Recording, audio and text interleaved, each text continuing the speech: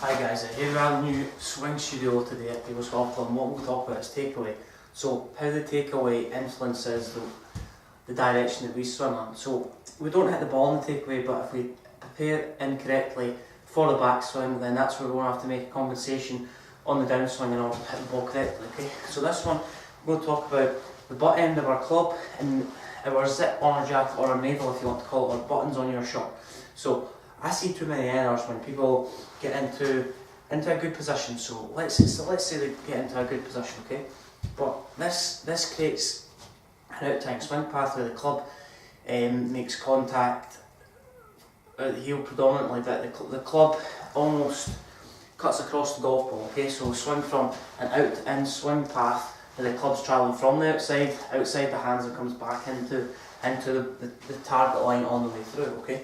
So the first error that I see through that is when people have a good address position. So good address position, our knees are in a good position, a good posture, okay? So my arms should hang just underneath my pelvis, okay? So if a lot of people, what they'll do first is they'll initiate the backswing with their hands and their arms, okay? So they don't use the pivot, so they don't use the turning of their body to start the motion of the arms, okay?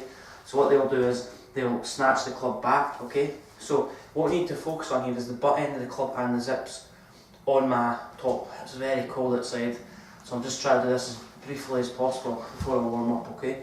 So butt end of the club and zip on jacket, okay? We want to keep they two in contact with each other. The gap should narrow as we go back, okay? So if I take the club back in a good position, the butt end of the club should stay in contact or in tandem with my chest, okay? But I see an error that happens a lot of people with too much wrist action and they're too handsy. They have a two-handsy approach in the backswing. So if I come down the line, so what they'll do is that gap between the butt end of the club and the zip, that'll increases through separation because of an incorrect pattern of the wrists, okay? So what happens is they'll take the club back with their hands and arms. What that creates, it creates a big separation between the butt end of the club. So if I was to come down the line this way, so if I was to turn my body if I was to initiate the backswing with my body, so the turning on my pivot and my hands just follow straight away, then the butt end of the club is quite close to my chest. But as soon as that you try and quicken the swing by initiating the backswing with your hands, then the butt end is pushed away from the ball, the club heads are pushed away from the golf ball. You're going to get probably quite a high handle coming through, trying to rescue that swing path, okay? So pushing away, it creates a big separation between butt end and their body, okay? So from here, a lot of golfers will realise, oh, the club is slightly outside my hands, okay? The club is generally too much outside your hands, that's where it's going to cause a slice or an out-in swing path, okay? So what they'll do, to try in order to save that, they'll flip their hands open, okay? From this position, as you can see, that butt end of the club is pointing to the right of my target. So if I was to come down the line and I was to do that, so flip my wrists, that would point right off target, okay? So from here, the club face is open in relation to my path, okay? So if I was to swing on a relatively neutral swing path with the club face open, that the ball would go 40 yards right, okay? So from here, a lot of people compensate by, as they take the club back, they'll come back through. So they'll roll the wrists, they'll open the club face, so from here they'll drag the handle back inside, try and get the ball to start left because the club face is open to the path, okay?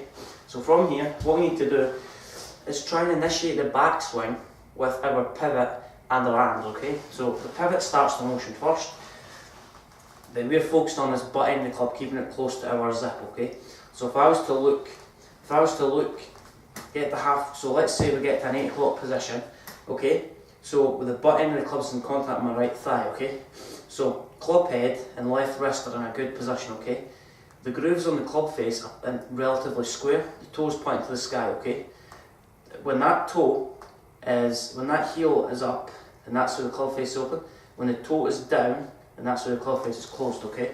So we need to try and get a position where if we can focus on this left wrist, we can see both wrists, okay? The moment that we try and go like that, where the right wrist is slightly higher than the left wrist, we don't have wrist hinge this early in the downswing, okay?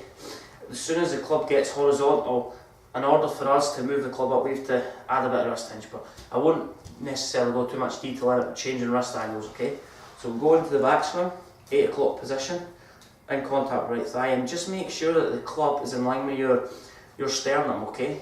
And from here, what we need to do is turn our body, okay? So from this position, we want to try and get the club head slightly inside of our hands, okay? Not majorly, but just try and hit the ball from the inside, okay? So if you've got any thoughts on that video and you like what you see, and you want me to discuss any other topics, just comment below. And if you like the video, thumbs up. And if you like my content, subscribe to my channel at @gmail_golf. All my details are attached below. Follow me on Twitter, Facebook and Instagram at @gmail_golf. Thank you.